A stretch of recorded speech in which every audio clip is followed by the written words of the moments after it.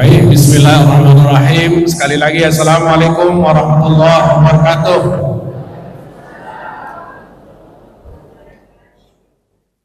Alhamdulillahirabbil alamin wassalatu wassalamu ala sayyidina Muhammadin wa ala alihi wa ashabihi ajma'in. Asyhadu an la ilaha illallah wa asyhadu anna Muhammadar Rasulullah. Allahumma salli ala Muhammad wa ala alihi wa ashabihi ajma'in. Yang saya hormati Ketua Yayasan, kemudian yang saya hormati Pak Rektor atau yang mewakili Bapak Wakil Rektor 2 tadi, kemudian tentunya seluruh pejabat di lingkungan Universitas Medan Area ini.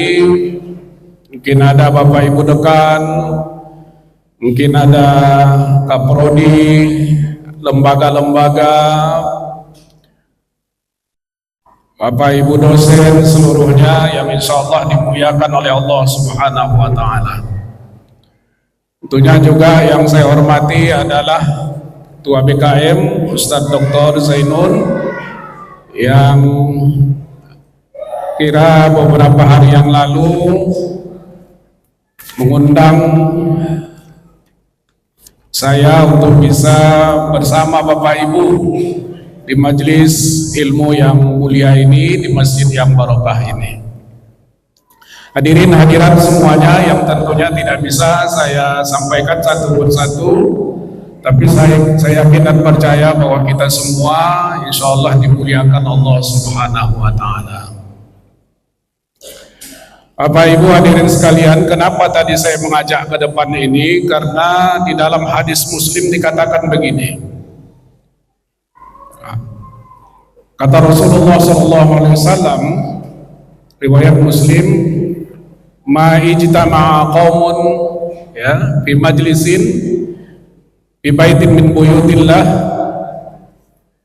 ma ijtama'a qaumun fi baitin min buyutillah yatsluna ayatillah wa yatadarasuna bainahum illa ghasyiyatuhur rahmah. Tak ada satu kaum yang mereka itu berhimpun di bait, di rumah Allah, kecuali mereka mendapat 4 hal. Ini bukan saya yang mengatakan Bapak Ibu, Rasulullah. Siapa saja yang di majelis ilmu hadir dan sepenuh hati di majelis ilmu itu, Allah memberikan 4 hal. Apa itu? Yang pertama kata Rasulullah sallallahu alaihi wasallam adalah ghasyiyatuhur rahmah. Yang pertama kata Rasulullah bahwa mereka akan dicucuri rahmat Allah Subhanahu wa Ta'ala. Jadi Bapak Ibu yang ada di sini ini ghasyiyatuhur rahmah, dicucuri rahmat oleh Allah Subhanahu wa Ta'ala. Apa itu rahmat? Kasih sayang. Kasih sayang Allah. Artinya orang-orang yang ada di majelis ini dikasih sayang oleh Allah Subhanahu wa Ta'ala. Kalau sudah dikasih sayang oleh Allah Subhanahu wa Ta'ala, semua kemudahan hidup Bapak Ibu itu masalah kecil bagi Allah. Semua masalah yang Bapak hadapi, Ibu hadapi, itu masalah kecil bagi Allah. Kalau Allah sudah sayang, kalau Allah sudah rahmati, ghasyiyatuhur rahmah. Masalah rezeki itu masalah kecil bagi Allah Subhanahu wa Ta'ala, kalau sudah dirahmati oleh Allah Subhanahu wa Ta'ala. Itu yang pertama kata Rasulullah, ghasyiyatuhur rahmah. Yang kedua, tidak ada orang di satu majlis ilmu, dan ingat majlis itu bahasa Arabnya dari jalasa. Jalasa itu artinya orang yang dari rendah naik ke atas. Semua orang yang ada di majlis ilmu itu akan ditingkatkan Allah derajatnya. Itulah yang disebut Allah dalam Al-Quranul Karim, yarfa'illahu alladhina amanu minkum walladzina utul ilma darajat. Orang yang berilmu, beriman itu diangkat Allah derajatnya. Oh Bapak hadirin semua yang ada di majelis ini adalah orang yang diangkat Allah derajatnya. Itu majelis. Makanya majelis ulama itu artinya dari rendah ke tinggi. Majelis hakim itu artinya dari rendah ke tinggi. Kecuali ada orang yang mau merendahkan dirinya sendiri, itu lain, maka dia akan jatuh. Yang kedua kata Rasulullah, sakinat nazalat alaihimus sakinah. Orang yang berada di majelis ilmu itu akan diberikan Allah kedamaian, diberikan Allah ketentraman, diberikan Allah ketenangan di dalam hatinya. Nazalat alaihimus sakinah. Coba perhatikan nanti Bapak Ibu hadirin sekalian, pulang dari majelis ini, duduk di majelis ini, insya Allah kita akan mendapatkan sesuatu yang disebut Rasulullah, nazalat alaihimus sakinah. Di dalam hati mereka dihunjamkan rasa kedamaian, ketentraman oleh Allah Subhanahu wa taala. Yang ketiga kata Rasulullah, haffathumul malaikah. Tidak ada satu majelis ilmu, baik di masjid, baik di sekolah, baik di aula, baik di kelas, Bapak Ibu yang mengajar di fakultas, di sekolah, haffathumul malaikah. Apa itu haffathumul malaikah? Para malaikat gabung bersama orang-orang yang berada di majelis ilmu itu. Gabung. Kata Rasulullah, gabung. Apa kerja mereka gabung di majelis ilmu itu, malaikat itu? Kerja mereka yang gabung di majelis ini membisikkan kebaikan-kebaikan ke dalam hati orang yang ada di majelis itu. Cuman gak nampak kita, karena malaikat ini diciptakan Allah dari nur, kalau kita dari tanah, jadi gak nampak.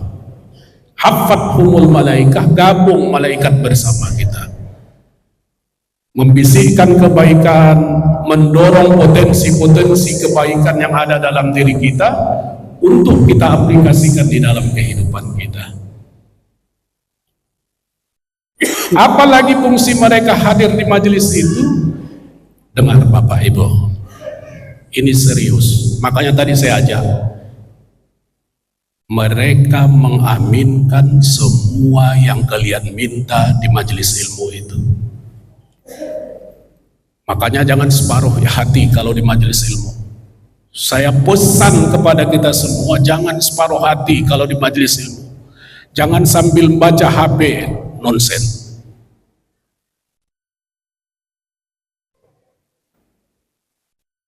Ibu minta sekarang kepada Allah di majelis ilmu ini, Rasulullah menggaransi haffathumul malaikah. Malaikat akan mengaminkan apa yang Bapak Ibu minta di majelis ilmu ini. Itu yang ketiga kata Rasulullah. Yang keempat, hadis Muslim mengatakan orang yang berada di majelis ilmu itu zakarahumullahu fi man indah. Allah membangga-banggakan kalian yang ada di majelis ilmu itu kepada para malaikatnya. Jadi gak main-main majelis ilmu itu. Saya bangga, merasa bergembira, banyak yang hadir di Universitas Medan area ini, pengajiannya ini luar biasa. Pak Rektor, mana Pak Rektor tadi? Alhamdulillah, ada 4 kelebihan itu. Satu, ghasyiyatuhumur rahmah, turun rahmat kepada mereka. Yang kedua, nazalat alaihimus sakinah, ada kedamaian di dalam hati mereka yang ikut di majelis. Yang ketiga, haffathumul malaikah, gabung malaikat untuk membisikkan kebaikan ke dalam hati mereka. dan mengaminkan permintaan mereka di majelis ilmu itu. Dan yang keempat adalah zakarahumullahu fi man 'indah. Allah membanggakan kalian yang ada di majelis ilmu itu kepada para malaikatnya. Kalian tengok itu, kata Allah, siapa yang hadir di majelis ilmu itu, kalian tengok itu malaikat, itu luar biasa. Itu adalah orang-orang pilihan. Kira-kira seperti itu. Tak bangga kita? Jangankan Allah membilang begitu, Bapak Ibu hadirin sekalian. Pak Rektor saja pun, Pak Rektor ini teman saya, jumpa di mana-mana selalu. Cuman hari ini kata Pak Zainun tadi beliau ada di luar. Jangankan Allah membanggakan Bapak di hadapan orang lain, kalau Bapak sedang ada di satu majelis saja, ada gubernur menyebut nama Bapak Ibu, pasti Ibu Bapak merasa bangga, merasa terhormat. Pasti itu. Kalau ada satu pertemuan, maaf 1000 kali maaf, Pak Rektor menyebut nama Ibu, menyebut nama Bapak karena kelebihan yang Bapak Ibu miliki, pasti bangga dan merasa terhormat. Itu baru rektor. Kalau di majelis itu ada gubernur atau presiden datang kemari menyebut nama Bapak, ya Allah, ya Tuhan, betapa terhormatnya seseorang yang disebut oleh presiden di satu majelis dan bisa menjadi perhatian orang banyak. Ini Allah yang mengatakan kepada malaikatnya, lihat itu orang itu semuanya. Bukan saya yang mengatakan, Pak, bukan saya. Allah yang mengatakan. Ini orang-orang hebat ini, mau ke majelis ilmu.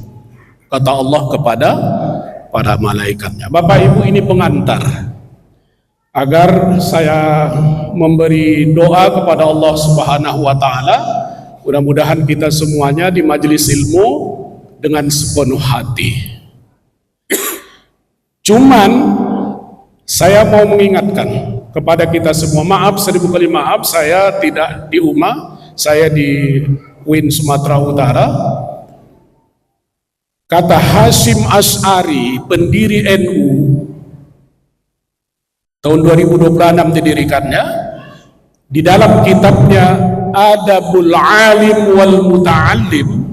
Nanti Bapak Ibu lihat buku beliau itu, bagus. Kalau sudah dipelajari di sini bagus. Adab seorang dosen, adab seorang guru, adab seorang ustadz, dan adab orang yang belajar. Di dalam buku itu Hasyim Asy'ari mengutip pendapat atau perkataan Imam Syafi'i, kalau kalian mau berkah menuntut ilmu, maka pertama tinggalkan izzun nafsi. Kata Imam Syafi'i begitu, dikutip oleh Hasyim Asy'ari di dalam buku beliau Adabul Alim wal Muta'allim. Apa itu? Artinya jangan pernah kalian merasa ada status kalian ketika di majelis ilmu. Itu akan menihilkan cahaya ilmu masuk ke dalam hati kalian. Bukan saya Bapak Ibu yang mengatakan, itu Hasyim Asy'ari, ulama besar kita. Karena ada 2 ulama besar kita paling tidak di Indonesia ini yang mempengaruhi bagi bangsa dan negara ini. Satu Hasyim Asy'ari, satu lagi Kiai Haji Ahmad Dahlan. Kata beliau, tinggalkan izzun nafsi, karena yang mengatakannya itu Imam Syafi'i. Kapanpun kita masuk ke dalam majelis ilmu, profesorkah kita, doktorkah kita, dekankah kita, rektorkah kita, bupatikah kita, wali kotakah kita, menterikah kita, buang itu. Ya Allah, saya sekarang dalam majelis ilmu-Mu, beri saya petunjuk, beri saya hikmah, beri saya pengetahuan, beri saya kekuatan untuk mengamalkan apa yang Kau ajarkan kepada saya. Baru dia masuk. Kata Hasyim Asy'ari di dalam buku beliau Adabul Alim wal Muta'allim. Bagus, Bapak Ibu beli buku itu, buku lama itu. Dan yang mengatakannya itu menurut Hasyim Asy'ari adalah Imam Syafi'i. Yang kedua, maaf 1000 kali maaf Bapak Ibu kalau Pak Zainun kalau ceramahnya agak keras sedikit, tak apa. Kata Imam Syafi'i, syakautu wati'an an su'i hifzi. Kata Imam Syafi'i, saya pernah menanya guru saya Waqi, kenapa saya ini tak bagus ilmunya. Imam Syafi'i itu terkenal, ada kitabnya, kitab ada nama kitabnya kitab Risalah, yang dibaca sampai sekarang di berbagai belahan dunia, di berbagai perguruan tinggi Islam, di berbagai majelis ulama, bukan hanya di Indonesia, di Asia Tenggara, di Afrika, di Eropa, di Amerika, semua dibaca bagi orang yang menekuni kajian keislaman. Karya Imam Syafi'i, dan Ar-Risalah itu. Syakautu Waqi'an, kata Imam Syafi'i, saya tanya Waqi', an su'i hifzi, buruknya hafalanku, buruknya pengetahuanku, tidak mantapnya ilmuku. Fanasohani, Waqi' menasihati aku, an atsrukal ma'asi, supaya aku meninggalkan maksiat. Karena al-ilmu nur, ilmu itu cahaya. Di majelis ilmu ini Bapak Ibu hadirin sekalian, wa nurullah la yunzal ilal asi, cahaya Allah tidak akan pernah masuk ke dalam hati orang yang bermaksiat kepada Allah Subhanahu wa taala. Sekarang modern nih Bapak Ibu izin maaf, banyak sekali maksiat. HP kita itu pun maksiat itu, demi Allah. Nanti perhatikan dalam surah An-Nur, Allah mengatakan, hati-hati kalian orang-orang mukmin yang laki-laki, jaga pandangan kalian. Itu menutup hati kalian untuk bisa masuk ilmu. Macam mana mengajar orang?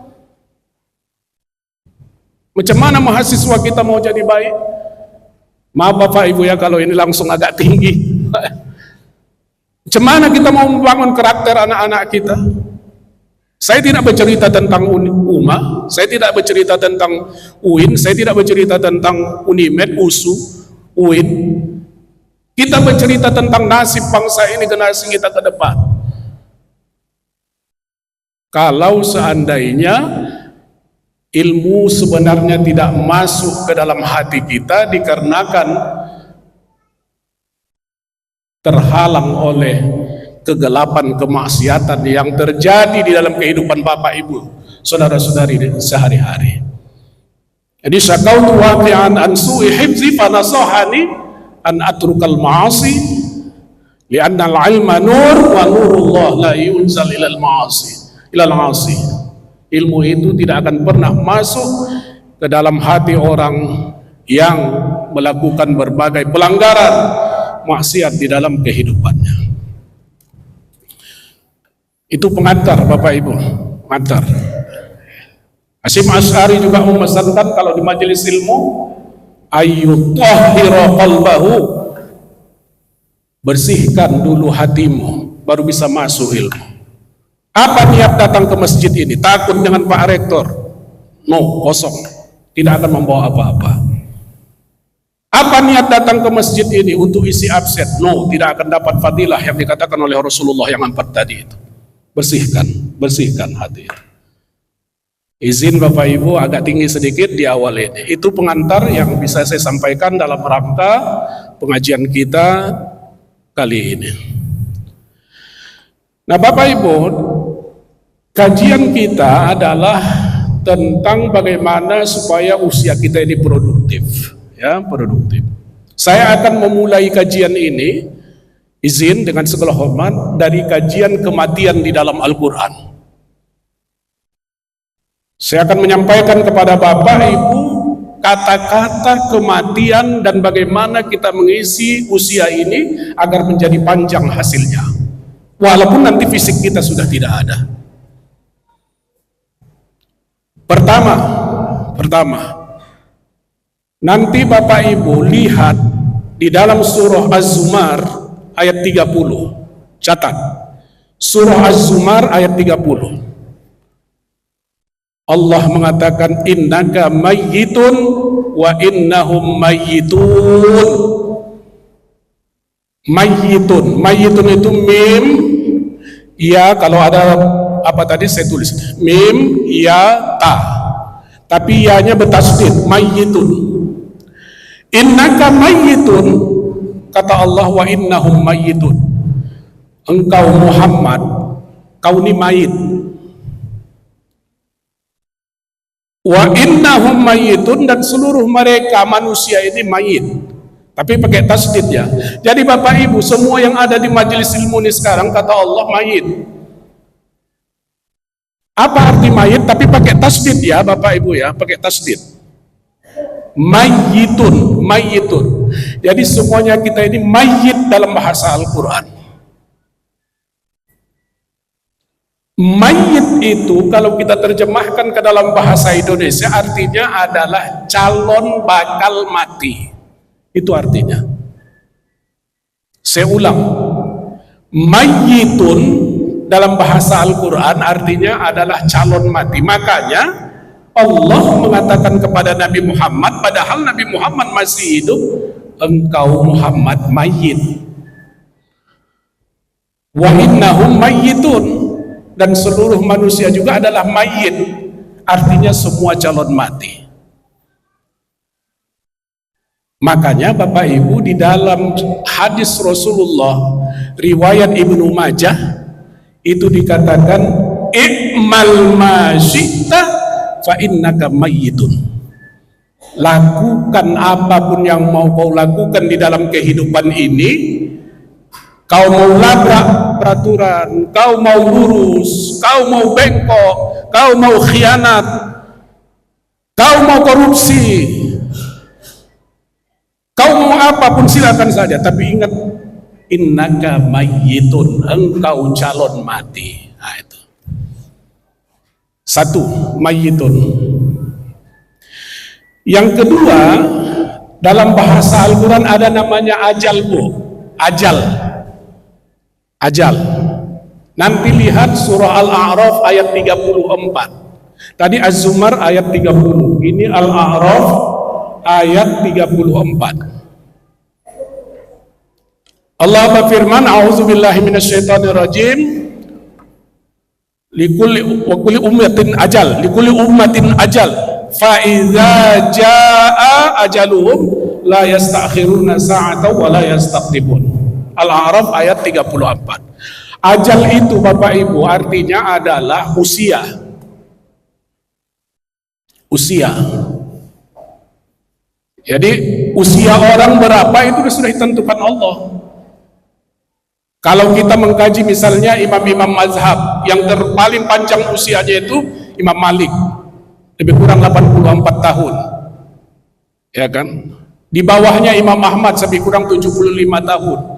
Di bawahnya Imam Abu Hanifah lebih kurang 70 tahun. Yang paling muda mereka itu adalah Imam Syafi'i, umurnya 54 tahun. Ajal itu maksudnya yang disampaikan oleh Al-Quran di dalam surah Al-A'raf ayat 34 itu usia seseorang. Usia kita ini sudah ditentukan. Ada yang 84 tahun seperti Imam Malik, ada yang 74 atau 75 tahun atau 77 tahun, berbeda pendapat para ahli sejarah seperti Imam Ahmad bin Hambal. Ada yang 70 tahun seperti Imam Abu Hanifah yang dari Baghdad itu. Kalau Imam Malik kan dari Madinah ya. Kalau Imam Syafi'i itu kan pernah di Baghdad dan pernah di Mesir. Ada yang 70 tahun seperti Ahmad bin Hambal. Ada yang 50 tahun seperti Imam Syafi'i. Itu ajal namanya.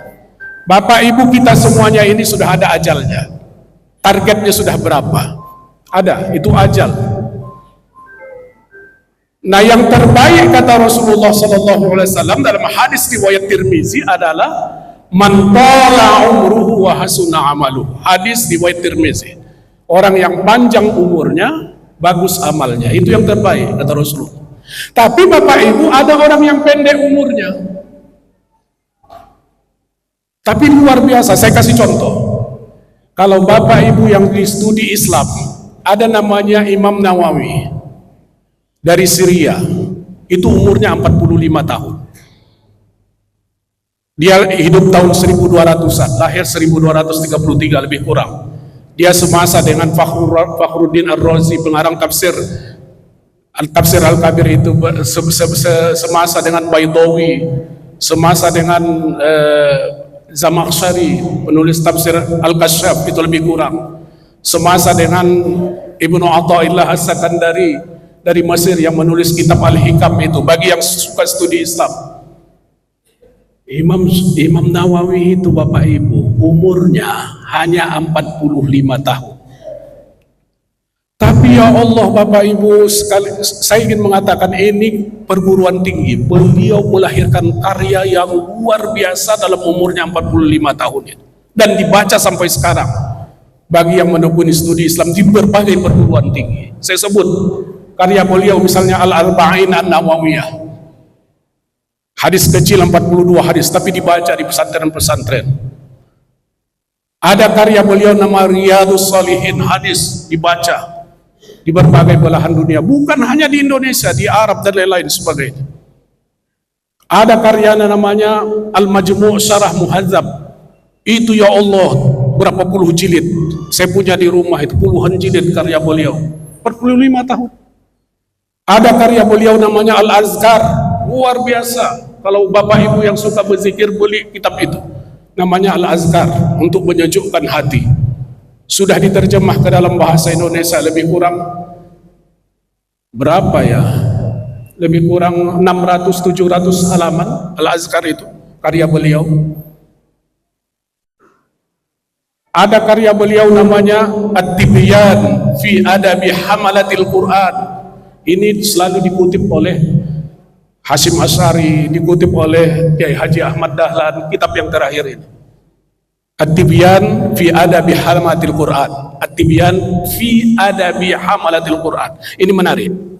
Umur beliau 45 tapi luar biasa produktif. Inilah yang ingin kita katakan, bisa hidup meskipun sudah tidak ada lagi jasadnya. Nah, yang menarik saya mau ingin sampaikan sedikit apa yang ditulis oleh Imam Nawawi dalam kitab beliau itu. At-Tibyan fi Adabi Hamalatil Quran itu. Kata beliau begini, ini perlu bagi kita perguruan tinggi. Yang pertama kata beliau, jangan pernah kalian belajar kecuali kepada 4 yang mempunyai kriteria 4 hal. Ini perlu menjadi perhatian kita di perguruan tinggi. Di UMA kah, di UIN kah, di USU kah, di UI kah, dimanapun. Ini perlu. 1200 tahun yang lalu, bukan, dia hidup tahun 1200, kalau sekarang 2025 berapa tahun kira-kira itu, 800 tahun yang lalu lebih. Dia katakan, jangan belajar kecuali kepada seseorang yang memiliki 4 hal. Saya kira ini menjadi penting, jadi penting di perguruan tinggi. Bukan seperti sekarang, maaf 1000 kali maaf, banyak dosen kita masuk kelas tak mempunyai persiapan, suruh anak-anak presentasi makalah, bertanya tidak bisa dijelaskan. Cemana mau jadi mahasiswa kita? Maaf 1000 kali maaf, dosennya pun tidak mempunyai persiapan. Mungkin ini menjadi perhatian WR1 kita, dan kitalah semuanya dekan-dekan, prodi-prodi untuk mengawasi itu, agar bisa mahasiswa kita mempunyai kapabilitas keilmuan yang bagus. Apa yang pertama kata Imam Nawawi dalam kitab beliau itu? Yang pertama adalah kamulat ahliyatu.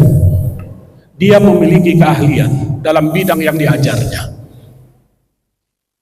Saya tidak dalam rangka mengecilkan, belum tentu doktor dalam bidang tertentu menguasai ilmu itu, belum tentu. Mudah-mudahan di ummah doktor menguasai dalam bidang ilmunya. Kalau hukum, ahli dia dalam bidang. Kamu dan ahliyatuhu, kata Imam Nawawi. Kalau bidang hadis, menguasai hadisnya. Kalau dalam bidang tafsir, menguasai tafsirnya. Kalau dalam bidang bahasa Inggris, dalam bahasa Inggris menguasai dengan penuh. Tapi ini saya pun Bapak Ibu bisa bercerita gini. Saya guru besar saya tafsir ahkam, bukannya ahli kali juga. Tapi paling tidak saya menyampaikannya. Tapi kalau mau menceritakan saya tafsir dari mulai dari masa At-Tabari, saya bisa. At-Tabari tahun 800 sampai 900 Masehi. At-Tabari kan tafsirnya tafsir At-Tabari. Tahun 1000 sampai 1100 ada tafsir namanya tafsir Az-Zamakhsyari misalnya. Tahun 1200 ada tafsir misalnya tafsir Al-Qurtubi dari Cordova itu. Ada tafsir Al-Baghawi, ada tafsir Al-Baydawi. Tahun 1300-an ada tafsir Ibnu Katsir. Ya kan? Tahun 1400-an ada tafsir Al-Biqai. Nizamud Durar fi tartibi ayati waswar. Tahun 1500-an 1500-an ada tafsir Jalalain oleh Jalaluddin Al-Mahalli dan Jalaluddin Sayuti. Dimulai oleh Jalaluddin Mahalli separuh, yang terakhir diteruskan oleh Jalaluddin Sayuti yang terakhir berikutnya. Pindah tahun 1800-an ada Ruhul Ma'ani. Tahun 1900-an banyak Tahir Ibnu Ashur, ada Al-Mizan oleh Toba-Tobai dan lain-lain sebagainya. Berurut dari mulai zaman Rasulullah sampai sekarang banyak sekali. Kamulat ahliyatuh. Ini menjadi penting saya kira. Memiliki keahlian dalam bidangnya baru dia mengajar di kelas. Yang kedua, kata Imam Nawawi adalah apa ini? Zaharat diyanatu, bagus agamanya. Nah, ini bagus agamanya. Baru belajar dengan dia. Bagaimana bisa melihat bagus agama seseorang? Bisa dilihat dari cara dia bicara, maaf, bisa dilihat dari cara dia berpakaian, bisa dilihat dari cara dia berkomunikasi, bisa dilihat dari cara dia beribadah di masjid ini, datang enggak setiap kali jamaah didirikan, bisa dilihat dari apa yang dilakukannya, bisa dilihat dari rumah tangganya. Zaharat diyanatuhu, agamanya. Kenapa ini penting? Karena Bapak Ibu maaf, 1000 kali maaf, generasi kita sekarang bermasalah. Kalau menurut saya mengajar di UIN Sumatera Utara, tidak saya sembunyi-sembunyikan. Terkadang saya melihat, ya Allah ya Tuhanku, betapa rendahnya pengetahuan anak-anak kita itu. Rendah kali. Kenapa bisa rendah? Kalau fikih misalnya, maaflah kalau di studi Islam, kalau di Fakultas Agama Islam mungkin PAI di sini. Karena yang diajarkan sholat itu satu makalah aja, pelajaran satu tentang ibadah, tentang sholat. Toharoh misalnya satu makalah saja. Padahal toharoh itu baru akan bisa selesai paling tidak 2 semester. Sholat itu 2 semester. Kenapa? Karena banyaknya materi yang mau diajarkan. Kapan itu bisa? Kalau dosennya paling tidak bisa merangkum semua itu, memberikan motivasi kepada anak-anak itu. Tapi dosennya pun tidak menguasai. Maka lahirlah generasi-generasi kita yang tidak berilmu. Ampun maaf kepada Allah Subhanahu wa taala, ini menjadi catatan bagi saya sendiri juga sebagai pengajar, bahwa kita harus mempersiapkan diri. Yang pertama adalah kamulat ahliyatu. Jangan pernah berhenti membaca. Demi Allah, jangan pernah berhenti membaca. Kita ini, maaf, 1000 kali maaf. Zaharat diyanatuhu, jangan pernah untuk terus ikut pengajian nih, supaya bisa kita menjadi baik, supaya kita paling tidak tersirami rohani kita. Bapak Ibu, saya mau kasih rumus. Ini tadi baru dua ya, tadi satu mayit, satu lagi ajal, baru 2. Panjang ini sebenarnya kajiannya nih. Saya mau kasih rumus. Kapan orang bisa sukses? Rumusnya satu adalah iman. Iman rumusnya. Kapan iman itu bisa bagus? Kalau ibadahnya bagus. Karena itu untuk meningkatkan iman, yang kata Rasulullah, yazid wa yanqus, itu meningkatkannya adalah dengan ibadah kepada Allah Subhanahu wa taala. Sholat jangan tinggal, kalau bisa ditingkatkan dengan sholat rawatib. Apa itu sholat rawatib? Yang 12 rakaat dalam hadis Bukhari Muslim itu. Apa yang 12 rakaat itu? 4 rakaat sebelum zuhur, 2 rakaat setelah zuhur, 2 rakaat setelah maghrib, 2 rakaat setelah isya, 2 rakaat sebelum subuh. Dalam hadis sahih yang lain lagi gak begitu, 2 rakaat sebelum zuhur, 2 rakaat setelah zuhur, asar gak ada. 2 rakaat setelah maghrib, 2 rakaat setelah isya, 2 rakaat sebelum subuh. Tingkatkan itu, akan meningkat imannya. Saya ulang, 2 rakaat sebelum zuhur. Hadis sahih. 2 rakaat sebelum zuhur, 2 rakaat setelah zuhur, 2 rakaat asar nggak ada. 2 rakaat setelah maghrib, sebelum maghrib nggak ada. 2 rakaat setelah isya, sebelum isya nggak ada. Tapi ada hadis yang umum nanti yang membolehkan itu. 2 rakaat sebelum subuh. 2 rakaat sebelum subuh kata Rasulullah lebih baik dari dunia dan seluruh isinya bagi orang yang mau 2 rakaat sebelum subuh masjid.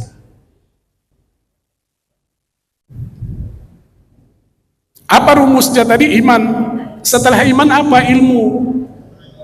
Ilmu apa? Iman plus ilmu, belajar. Inilah pengajian ini. Setelah ilmu apa? Amal. Amal ini bisa saja, enggak bisa, harus amal soleh, amal yang baik-baik.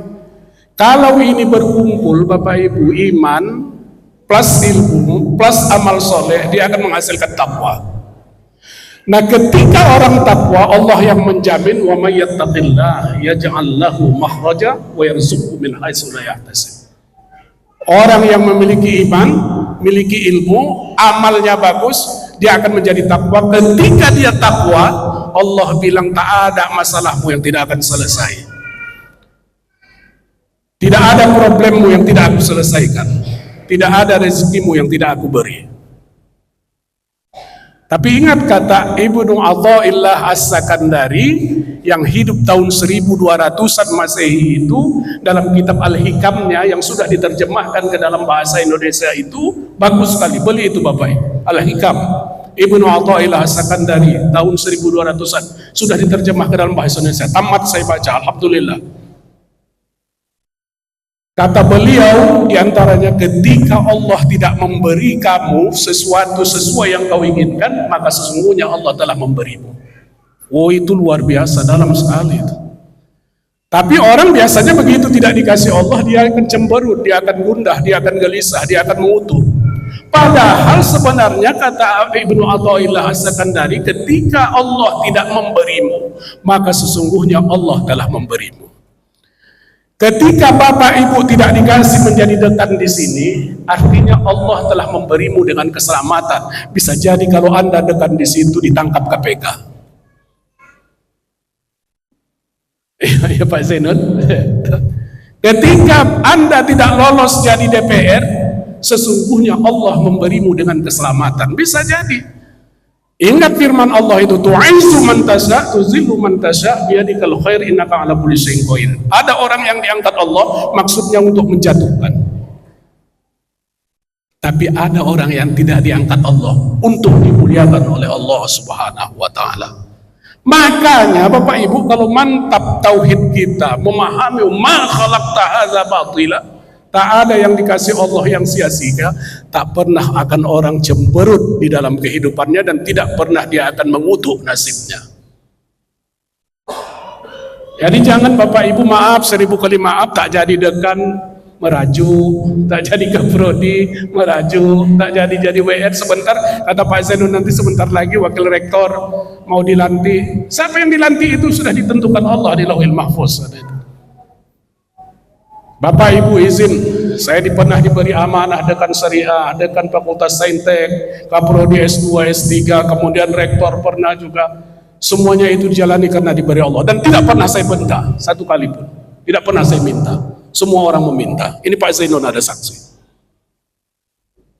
Karena apa? Karena itu amanah. Karena kalau amanah diberi Allah, maka Allah akan memuliakan kita. Izin maaf, agak pribadi, maaf 1000 kali maaf. Jadi iman, ilmu, amal itu amal soleh itu. Kalau kajian fikih ada ibadah mahdoh, ada ghairu mahdoh dan lain sebagainya. Takwa, maka lahirlah firman Allah dalam ayat kursi itu, surah apa itu? 1000 dinar itu kata orang, wa may yattaqillah yaj'al lahu makhraja wa yarzuqhu min haitsu la yahtasib. Allah akan berikan solusi kepada problem Anda. Allah akan berikan apa yang Anda inginkan. Jadi yang kedua kata beliau, zaharat diyanatuhu. Yang ketiga kata Imam Nawawi, tahaqqaqat ma'rifatuhu. Bagus ma'rifahnya kepada Allah, bagus hubungannya dengan Allah, bagus pengetahuannya.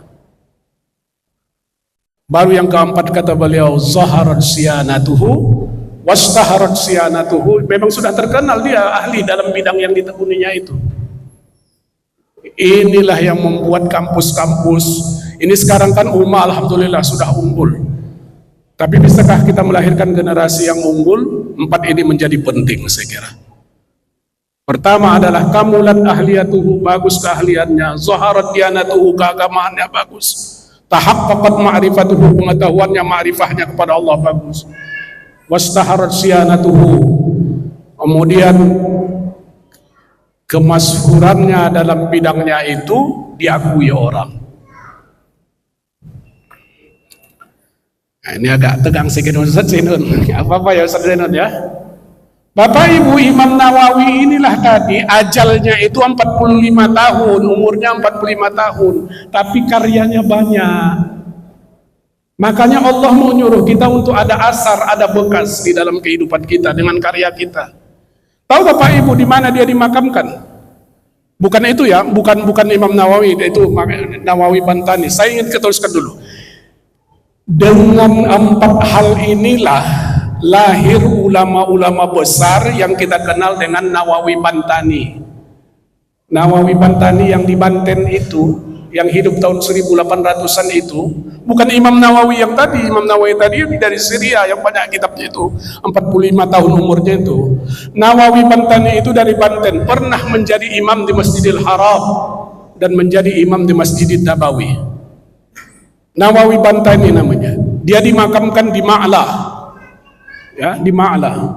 Pas di sebelah makam putri Abu Bakar, namanya Asma binti Abu Bakar, yang pernah satu ketika kuburan itu digali dan ditemukan jasad daripada Nawawi Bantani itu yang digelar Sayyidul Ulama Al-Hijaz itu,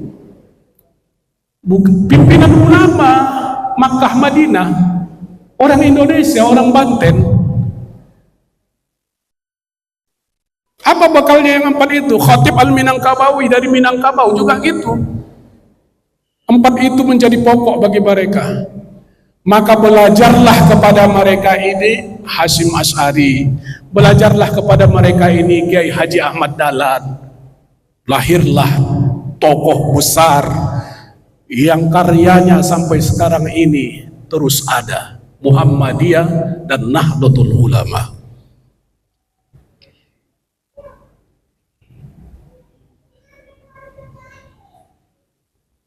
Lahir dari tangan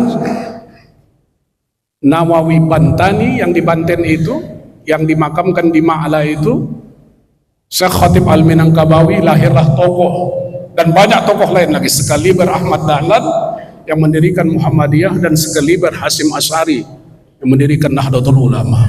Yang di Indonesia ini ya, kalau di Sumatera Utara Al-Wasliyah, tapi kalau daerah lain itu semuanya dikuasai oleh Nahdlatul Ulama, karya mereka. Jadi kalau mau, izin saya Bapak Ibu, kalau mau umur kita panjang, 1, buat karya. Apa karya? Mereka berkarya.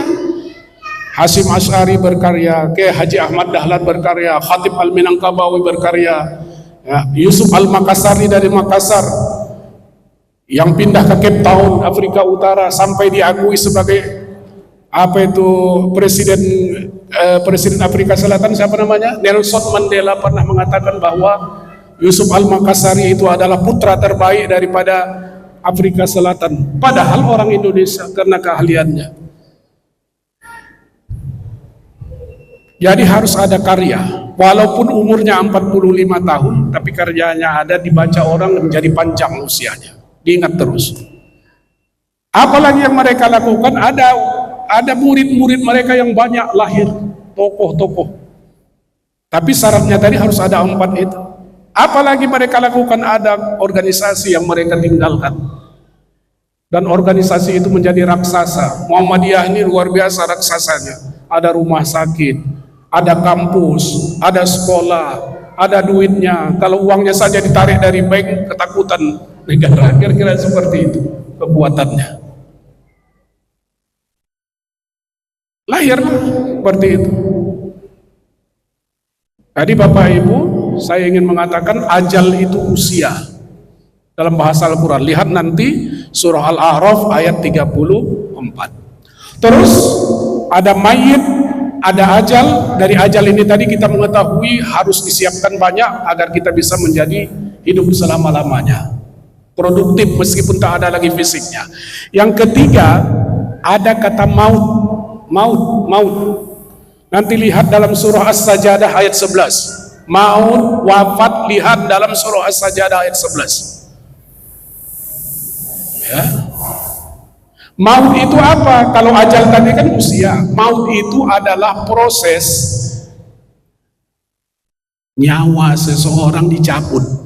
Itu prosesnya itu namanya maut. Ya. Maut, proses dicabutnya itu namanya maut. Lihat surah As-Sajadah ayat 11. Prosesnya itu maut. Nah, waktu proses maut ini, Bapak Ibu lihat nanti surah An-Nazi'at ayat 1 ayat 2. Kata Allah, "Wan nazi'ati gharqa." Ada orang yang proses mautnya itu dicabut Allah dengan kasar. Sakit, kadang nggak sekali cabut. Masuk lagi cebakannya, tegang-tegang badannya itu. Ketika dicabut itu disentak, sakit. Itu yang dikatakan itu sakitnya maut itu, sakaratul maut namanya. Bagi pendosa, bagi pelanggar, bagi korupsi, bagi koruptor, bagi penyeleweng, bagi pengkhianat, bagi yang tidak melaksanakan perintah agama Allah. Demi Allah, wan nazi'ati gharqa, kata Allah, kami sentak nyawanya itu dengan kasar. Itu maut, surah As-Sajadah ayat 11. Tapi di dalam surah An-Nazi'at itu juga Bapak Ibu, izin saya, dikatakan Allah, wan nasyitati nashta. Ada juga orang yang kami cabut dengan lembut. Dengan lembut cabut nyawanya. Dengan lembut. Wan nasyitati nashta. Kami cabut lembut sekali. Nampak keringat nanti di keningnya sebagai mati orang yang beriman. Senyum. Kenapa? Karena dicabut lembut oleh Allah Subhanahu. Bukan kata saya Bapak Ibu, kata Allah. Wan nasyitati nashta.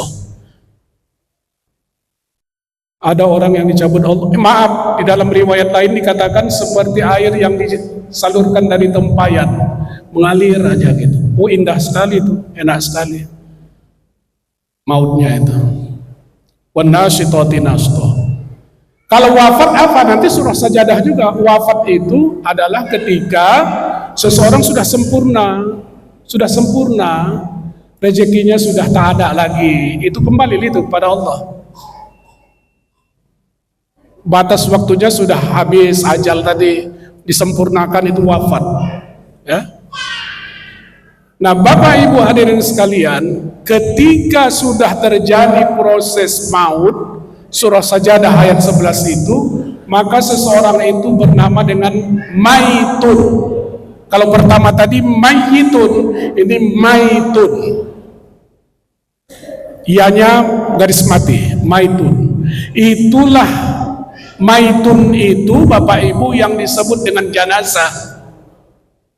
Yang sudah bangkai, maaf itu, yang sudah bangkai di hadapan orang yang disolatkan itu, itulah namanya janazah itu. Maitun namanya. Nanti lihat surah Al-An'am ayat 122. Surah Al-An'am ayat 122. Namanya maitun. Itulah janazah itu. Janazah yang mau dibawa ke kubur itu namanya maitun, janazah. Kalau maitun itu calon mati, itu yang pertama tadi dalam surah Az-Zumar ayat 30 itu. Nah, ketika dia dibawa, dimasukkan ke dalam kubur. Namanya kubur. Jadi kubur itu tempat jenazah disemayamkan. Kubur itu tempat jenazah disemayamkan di dalam bumi, itu namanya kubur. Alamnya apa namanya? Alamnya namanya barzakh. Alam barzakh namanya. Apa itu barzakh? Barzakh itu Bapak Ibu lihat nanti surah Ar-Rahman ayat 19 ayat 20. Allah mengatakan marajal bahraini yaltaqiyan bainahuma barzakhun la yabghiyan. Ada dua air sungai yang ketemu, Di antara keduanya ada pemisah. Jadi barzakh itu adalah pemisah. Apa maksudnya? Alam kubur yang disebut dengan alam barzakh itu, yang tadi jenazah sudah dimasukkan ke dalamnya itu dia di situ sebagai tempat pemisah antara dunia dengan akhirat. Jadi alam barzakh itu adalah alam pemisah antara dunia dengan akhirat. Ya. Wa min waraihim barzakhun ila yaumi yumasun. Mereka di dalam alam barzakh itu sampai hari dibangkitkan. Itu kata Allah Subhanahu wa taala, surah Al-Mu'minun. Kalau nggak silap saya ayat 100, lihat nanti.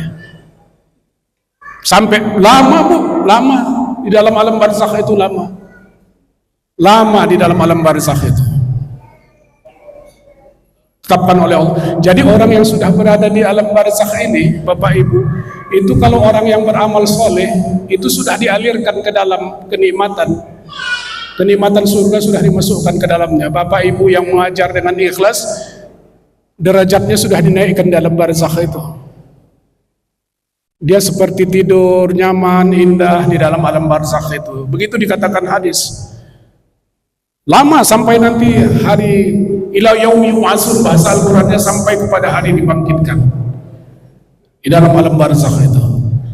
Tapi bagi mereka pendurhaka, pendurjana pun akan dimasukkan sudah ke dalam. Sudah dimasukkan juga ke dalam berbagai siksaan itu, ke dalam alam kubur itu. Terkadang disebut juga orang alam kubur, yang sebenarnya adalah alam barzakh, alam pemisah antara dunia dengan akhirat itu. Baru setelah itu nanti Bapak Ibu kita sampai kepada akhirat. Anda semua, kita semua sampai kepada akhirat. Itulah yang disebut di dalam surah Ad-Duha ayat 4, walal akhiratu khairun laka minal ula. Akhirat itu lebih baik bagimu daripada kehidupan dunia ini.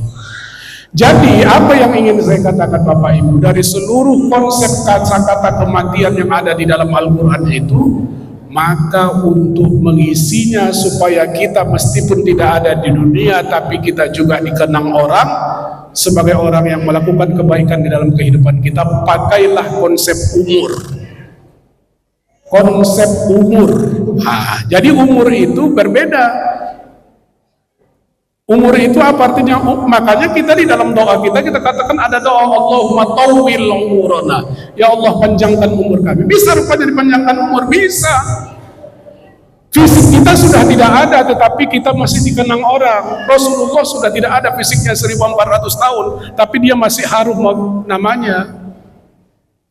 Itulah yang disebutkan Allah dalam Al-Quranul Karim. A'udzubillahi minasyaitonirrajim. Bismillahirrahmanirrahim.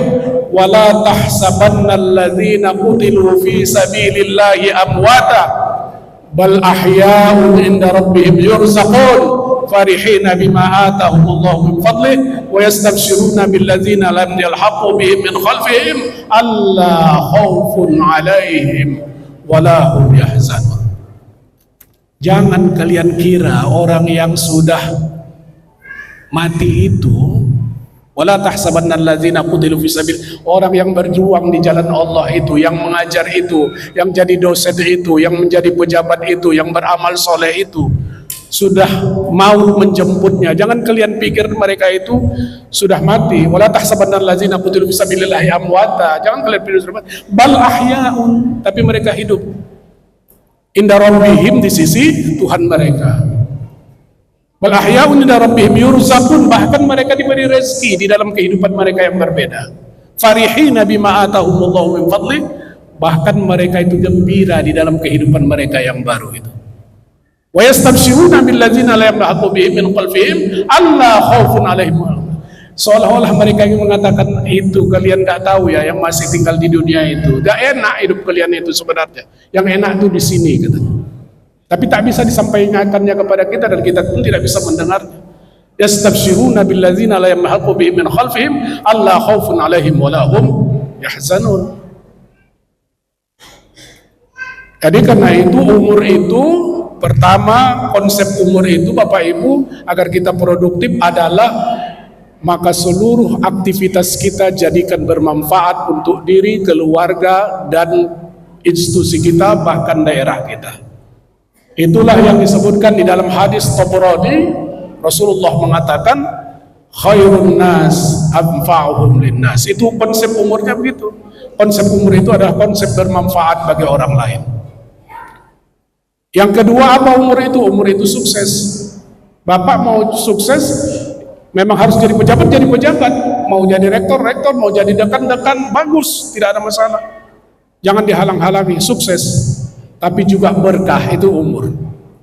Jadi cari yang tiga ini di dalam kehidupan kita, dalam ajal kita, dalam usia kita yang pendek ataupun panjang itu. Satu adalah bagaimana supaya kita bermanfaat, itu satu. Yang kedua, bagaimana supaya sukses. Yang ketiga, bagaimana supaya berkah. Itu umur, konsep umurnya begitu. Meskipun kita sudah tidak ada secara fisik, Bapak Ibu Saudara sudah tidak ada secara fisik, tapi sesungguhnya masih hidup di hati orang, amal ibadahnya masih hidup di tengah-tengah masyarakat. Tapi ingat, ya, surah Fatir ayat 32, berarti ini penutup. Sudah agak panjang, penutup. Ingat, surah Fatir 32, perhatikan firman Allah Subhanahu wa taala mengatakan, summa awrasnal kitabal ladzina astafaina min ibadina faminhum zalimun li nafsi. Ini yang sudah dikasih nasihat nih, yang sudah dikasih kitab suci Al-Qur'an nih, yang sudah dikasih hadis nih, yang sudah dikasih penceramahan ini, yang sudah dikasih pengajian ini, faminhum zalimun li nafsi. Ada di antara mereka yang tetap zalim pada dirinya, tak mau peduli. Misalnya, zalimul li nafsi. Wa minhum muqtasid, sebagian mereka ada yang pertengahan-pertengahan saja. Dalam kehidupannya itu hanya kewajiban salat 5 waktu. Tak mau tambah dengan yang sunat, tak mau tambah tahajud, tak mau tambah duha, tak mau tambah puasa lainnya, tak mau sedekah, tidak mau infak. Pokoknya yang wajib saja. Itu pertengahan. Kata surah Fatir ayat 32. Wa minhum sabiqum bil khairat, tapi sebagian mereka ada yang berlomba-lomba untuk kebaikan. Biiznillah, dengan izin Allah Subhanahu wa taala. Dzalika huwal fadlul kabir. Orang-orang yang seperti itulah yang akan mendapat kelebihan yang luar biasa dari Allah Subhanahu wa taala. Bapak Ibu hadirin sekalian, karena itu mari kita gunakan usia yang ada, yang diberikan Allah ini, dengan mengisinya dengan umur. Dengan umur, usia yang kita ajal kita ini kita isi dengan umur, dengan sesuatu yang bermanfaat, dengan karya sesungguhnya, dengan disiplin, dengan tulisan, dengan ilmu, dengan karya-karya lain yang bisa membuat kita hidup lama meskipun kita sudah tidak ada. Berlomba-lombalah terus, sesungguhnya faman ya'mal misqala dzarratin khairan yarah wa may ya'mal misqala dzarratin syarran. Tak ada sedikit pun yang kita lakukan ini yang sia-sia. Semua ada balasannya dari Allah Subhanahu wa taala. Yang baik akan dibalas Allah, yang buruk pun akan dibalas oleh Allah Subhanahu wa taala. Bapak Ibu hadirin sekalian, nanti lihat surah Al-Baqarah ayat 151 penutup, Baqarah 151, kama arsalna fikum rasulan minkum yatslu alaikum ayatina wa yuzakkikum wa yuallimukumul kitaba wal hikmah wa yuallimukum ma lam takunu ta'lamun. Ada 5 dalam di kampus ini yang harus kita penuhi, selain yang saya sebutkan saat tadi. Yang pertama adalah tilawah. Tilawah itu maksudnya baca firman Allah, baca hadis Rasulullah, fahami, amalkan, sukses. Yatslu alaihim ayatika, ya, kama arsalna fikum rasulan minkum yatslu alaihim ayatina wa yuzakkikum. Ya, kemudian yang kedua, pembersihan hati, pembersihan hati dari penyakit-penyakit hati. Wa yu'allimuhumul kitaba wal hikmah. Kemudian ada kajian-kajian yang dalam, penelitian dan lain-lain sebagainya. dan juga hikmah. Wa yu'allimukum ma lam takunu ta'lamun, dan Allah akan mengajarkan kepada kalian apa yang tidak dapat kalian dari buku ataupun dari diskusi. Allah langsung memberikannya. Rumusnya di dalam Al-Baqarah itu adalah wattaqullah wa yu'allimukumullah. Takwalah kalian kepada Allah, Allah akan mengajari kalian. Kalau Allah yang sudah mengajari, semuanya selesai. Bapak Ibu hadirin sekalian, sekira itu yang bisa saya sampaikan. Sudah jam 12, 1 jam terlalu panjang. Mudah-mudahan maaf, 1000 kali maaf kalau seandainya penyampaian saya ada yang kasar, ada yang tidak tepat kata-katanya, ada yang menyakiti hati. Apalagi saya orang baru datang kemari langsung tinggi-tinggi suaranya. Mohon izin, mohon maaf. 1000 kali maaf. Mungkin ada bapak-bapak yang dari awal tadi merasa tidak cocok dengan kata-katanya. Saya mohon ampun kepada Allah. Mudah-mudahan apa yang saya sampaikan ini bermanfaat bagi diri saya, bermanfaat bagi bapak ibu, bermanfaat bagi umat, bermanfaat bagi kita semuanya. Ya Allah, ampuni kami, beri kami keselamatan dunia akhirat. Bismillahirrahmanirrahim. Alhamdulillahirabbil alamin, wassalatu wassalamu ala sayyidina Muhammadin wa ala alihi wa ashabihi ajma'in. Allahumma inna nas'aluka min khairi ma sa'alaka minhu nabiyyuka Muhammadun sallallahu alaihi wasallam, wa na'udzu bika min syarri ma sta'adza minhu nabiyyuka Muhammadun sallallahu alaihi wasallam, wa antal musta'an wa alaikal balagh wa la haula wa la quwwata illa billahil aliyyil azim. Rabbana taqabbal minna innaka antas samiul alim wa tub alaina innaka antat tawwabur rahim. Rabbana atina fid dunya hasanah wa fil akhirati hasanah wa qina adzabannar. Walhamdulillahi rabbil alamin. Nasrun minallah fatun qarib wa basyiril mu'minin. Wassalamu alaikum warahmatullahi wabarakatuh. Waalaikumsalam.